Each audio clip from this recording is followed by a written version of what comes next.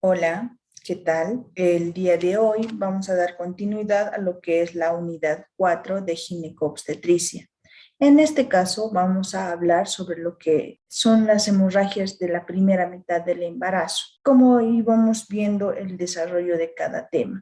A continuación voy a compartir pantalla. Entonces, como les mencionaba, vamos a hablar de las hemorragias de la primera mitad del embarazo y en este caso vamos a hacer un poco más de hincapié en una de ellas. Empezamos.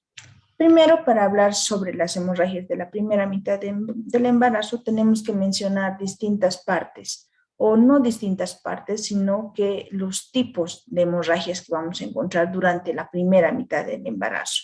Entre ellas va a ser el aborto, el embarazo ectópico y la molaridatiforme. Sin embargo, cabe resaltar que según la frecuencia de estas hemorragias, la que se va a ver con más frecuencia, en más cantidad, va a ser lo que es el aborto. En este caso, en esta sesión, vamos a hablar sobre lo que es el aborto. Para empezar, tenemos que definir qué es el aborto. Entonces, el aborto va a ser la interrupción del embarazo antes de la semana 20. Es decir, una vez que una chica, una mujer se embaraza, dentro de las 20 semanas, si es que se produce algún sangrado o algún sangrado o dolor a nivel del hipogastrio, podemos estar hablando de una amenaza de aborto o un aborto. Más adelante vamos a enfatizar o vamos a explicar un poquito más sobre el tema. También tenemos que hablar sobre la división y las distintas clasificaciones que le da. Por ejemplo, ya sabemos que el aborto va a ser la interrupción del embarazo antes de las 20 semanas, pero a su vez esto se puede dividir ya sea en un aborto precoz y en un aborto tardío. ¿En qué consiste eso? Como su nombre indica, un aborto precoz se va a realizar antes de la semana 12. En cambio, si hablamos un aborto tardío, este se va a dar después de la semana 12. ¿Ya? Entonces, conceptos claros que tenemos que tenerlos y no confundirlos.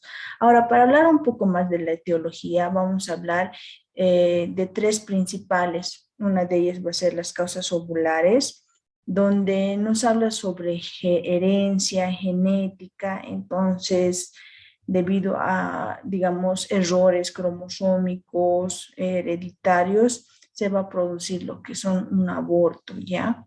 Ahora, si hablamos de causas maternas, estamos hablando de más problemas endocrinológicos, puede ser obesidad, puede ser diabetes, presión alta, todo ese tipo de enfermedades metabólicas que que conlleva o puede conllevar a un aborto. Si hablamos de lo que son las causas ambientales, aquí vamos a hablar de distintas cosas como ser el exceso de medicamentos, fármacos tóxicos, por ejemplo, en el campo o los que se dedican a la agricultura, cuando producen, siembran un montón de verduras, lo que acostumbran a hacer es fumigar. Entonces, este tóxico a una gestante puede hacerle efecto, puede hacerle daño, llegando a producir un aborto o una amenaza. Ahora, entrando más en el tema, si hablamos de las formas clínicas, vamos a hablar algo de lo que estamos mencionando desde el principio, que es la amenaza del aborto. ¿A qué se refiere con la amenaza del aborto? Que va a ser una forma precoz de un aborto espontáneo, es como un aviso de que está el producto en riesgo. ¿Cuáles van a ser sus características? Pues va a ser un dolor hipogástrico de tipo cólico. Para que puedan entender un poquito más, es como un dolor menstrual, acompañado también de una hemorragia. Esto generalmente van a ser unos sangrados leves que se van a producir. Después, dentro de los laboratorios, o ya sea de sangre o imagenológico, se va a realizar lo que es una ecografía, que lo veremos más adelante con más detalle. Pero en esta ecografía vamos a poder observar la actividad cardíaca y los movimientos activos. Es decir, en una amenaza de aborto hay un leve sangrado, hay dolor, pero la actividad cardíaca y los movimientos del producto aún están intactos. Si hablamos de un aborto inminente, estamos hablando de la exageración de los signos anteriores, es decir, va a haber una hemorragia profusa, va a haber un dolor en el hipogastrio más abundante, más intolerante. También va a haber cambios en lo que es el cuello uterino, es decir, que este se va a poder dilatar e incluso va a haber lo que es la rotura de las membranas. Y en ese momento este se llega a considerar como un aborto inevitable, porque ya que el cuello cervical está dilatado, pues es como que abre la puerta para que pueda eliminarse el producto. Si hablamos de lo que es el aborto diferido o retenido, que es otra forma clínica del aborto, vamos a hablar de que en este caso el producto ya no tiene actividad cardíaca, ya no se mueve. Vamos a ver también que las contracciones van a desaparecer, tampoco va a haber lo que es la dilatación y vamos a ver que este se va a realizar, se va a referir más a lo que es una muerte del huevo en útero, es dentro del útero y no se elimina nada, ¿ya? Entonces, tenemos que saber también que en una ecografía después de las 24 horas, en un aborto diferido o retenido, como dice su nombre, pues van a empezar a ver lo que son las alteraciones estructurales. En cambio, antes de las 24 horas, pues se evidencia que no hay actividad cardíaca y que los movimientos no están activos. En un aborto en curso nos hace referencia a que va a haber pérdida de líquido amniótico, va a haber aparición de trozos parciales, es decir, de que se está eliminando pequeñas partes de lo que es la gestación. Si hablamos de un aborto incompleto, es similar al anterior. En esta va a haber partes del producto retenidos y otras partes que se van a expulsar. El útero se va a mantener blando sin retraerse y el cuello uterino, tanto el OSI como el OSE, es decir, el orificio cervical anterior e inferior, o externo o interno, van a permanecer dilatados y acompañado de eso va a haber una hemorragia profusa. En el aborto completo, como se puede ver en la imagen, pues el producto y los restos ovulares son expulsados por completo y de forma espontánea. Generalmente esto se va a producir antes de la semana 12 y va a desaparecer el dolor y tanto la hemorragia también y se va a producir un cierre de lo que es el orificio cervical interno. Si hablamos también de lo que es el aborto infectado, este es un cuadro un poco más complicado. ¿Por qué? Porque en este aborto infectado nos hace referencia a que hay todavía, a que es un aborto incompleto donde se han quedado restos dentro del útero. Y esta retención de estos restos pues va a producir fiebre, dolor pélvico, palidez, taquicardia, también va a tener una hemorragia genital y todo esto se va a asociar a lo que son los cuadros sépticos. Aparte de que también se puede producir lo que es un absceso del fondo del saco de Douglas.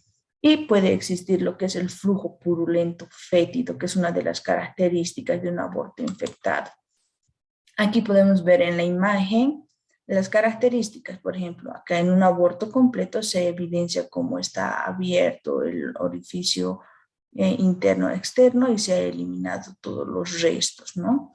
En cambio, en un aborto incompleto, como ven, se elimina una parte, pero también hay una parte retenida. Y en acá, como en el aborto retenido, igual restos placentarios o del producto que están dentro del útero y solamente se acompaña de un sangrado. Ahora, ya que conocemos las formas clínicas, nos toca aprender cómo diagnosticar. En primero, si no tenemos un documento que nos pueda argumentar, confirmar de que la persona, la mujer, está embarazada, lo que se va a pedir es una subunidad beta, que es el HCG, más conocido como la prueba de embarazo. Entonces, esto nos ayuda a confirmar. Incluso esto nos ayuda en el caso de los embarazos ectópicos, cuando en una ecografía no se evidencia nada, pues mediante esto podemos detectar de que sí hay un embarazo, solamente que no está implantado en el lugar adecuado. Y para confirmar nuestros diagnósticos, otra cosa que nos es útil es la ecografía transvaginal propiamente, donde nos va a permitir identificar lo que es el saco gestional. Además que a partir de la sexta y la séptima semana ya podemos evidenciar lo que es la actividad cardíaca del producto. Y también esta ecografía nos puede ayudar a diferenciar si la gestación va a ser o no va a ser viable. Aquí tenemos un pequeño cuadro donde vamos a ver las distintas características entre una amenaza de aborto, un aborto en curso y un aborto diferido. Por ejemplo, en una amenaza de aborto, metrorragia va a haber escaso, eh, dolor va a ser leve, el cervix va a estar cerrado y en la ecografía se va a ver normal, como ya lo habíamos mencionado anteriormente. ¿Recuerdan? Si hablamos de un aborto en curso, vemos que la hemorragia va a ser abundante. El dolor también se intensifica. El cervix se va a abrir y en una ecografía se va a evidenciar lo que son restos de un embrión. Y si hablamos de un aborto diferido, pues vemos que la hemorragia va a ser más o menos, o sea, no es tanto. El dolor también disminuye, el cervix va a estar cerrado y en una ecografía vamos a poder evidenciar al embrión muerto, sin latidos, o como hemos mencionado, si ya es más de 24 horas, pues vamos a ver alteraciones estructurales. Después, para poder hacer un diagnóstico efectivo, lo que se debe hacer es los diagnósticos diferenciales, es decir, ¿qué otra cosa me puede producir un dolor hipogástrico o una hemorragia transvaginal? Entonces, para eso tenemos que tomar en cuenta al embarazo ectópico, la mole y datiforme, estos dos que ya los hemos mencionado al inicio de la clase, que son las otras formas de las hemorragias de la primera mitad del embarazo. Pero también podríamos sospechar de una cervicitis o quizá unos pólipos vaginales o podríamos incluso hablar de lo que es una neoplasia del cuello uterino. Entonces vean la importancia de poder realizar una ecografía transvaginal que nos ayude a evidenciar cuál es la falla o qué es lo que está pasando en realidad. Finalmente, para hablar del tratamiento, tenemos que primero hablar sobre lo que son las causas etiológicas. Como habíamos hablado, mencionar anteriormente, en las maternas, donde hablamos de hipertensión o diabetes, ¿qué es lo que tenemos que hacer? Pues tratar eso, tratar de controlar esas patologías de base para así la gestación pueda darse curso sin ningún problema y pueda progresar. En el caso de que sea una amenaza de aborto, ¿qué es lo que se sugiere? Pues el reposo absoluto, aparte de que tiene que tener un control clínico donde se va a evidenciar de que no haya sangrados, no haya más dolor y el resto de la clínica que hemos mencionado. Y finalmente, si es necesario, en la mayoría de las situaciones se administra lo que es la progesterona vía oral y vía vaginal, que esto nos va a ayudar mucho. Si hablamos de lo que es el tratamiento para un aborto inevitable, en este caso vamos a tener dos opciones. Primero tenemos que ver el estado general de una hemorragia. ¿Es una hemorragia controlable? Si es controlable, es buena. Si es profusa, entonces estamos en peligro. Para eso tenemos que realizar lo que es la hospitalización, ¿ya? Ahora, si es controlable, ¿qué es lo que vamos a hacer? Pues esperar a que se dé el aborto por completo. Se puede ayudar con un refuerzo de oxitocina intramuscular de 1 a 2 unidades internacionales cada 30 a 60 minutos o realizar una infusión intravenosa continua de 50 a 100 unidades internacionales. Pero ¿y qué pasa si es que la hemorragia es profusa? Entonces eso nos alerta, eso quiere decir peligro. ¿Qué es lo que debemos realizar? Pues realizar una aspiración de la cavidad uterina o un legrado en todo caso, ¿ya? Para eso se necesita hospitalizar al paciente, se necesita brindar lo que son analgésicos, la paciente tiene que tener una vía venosa permeable y además se va a reforzar o se va a ayudar al tratamiento con antibióticos para evitar futuras infecciones.